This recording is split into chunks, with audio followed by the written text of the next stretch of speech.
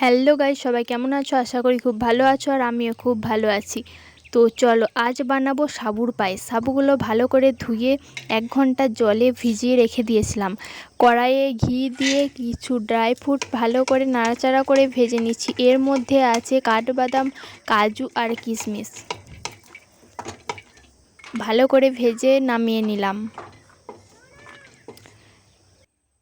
আবার কড়াইয়ে ঘি দিয়ে সাবুগুলো ভালো করে জল ঝরিয়ে রেখে দিয়েছিলাম সেইগুলো দিয়ে দিলাম। 4 মিনিটের মতো ভালোভাবে নাড়াচাড়া করে নিচ্ছি। তারপরে দুধ দিয়ে দিলাম।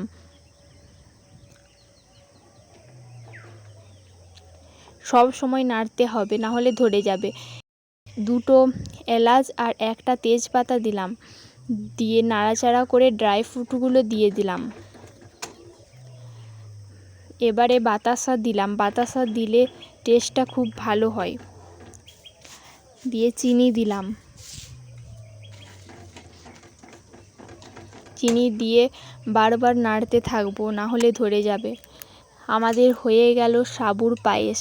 তোমরাও এভাবে বানিয়ে দেখো, খুব সুন্দর খেতে হবে। আমার চ্যানেলটা সাবস্ক্রাইব করতে ভুলো না।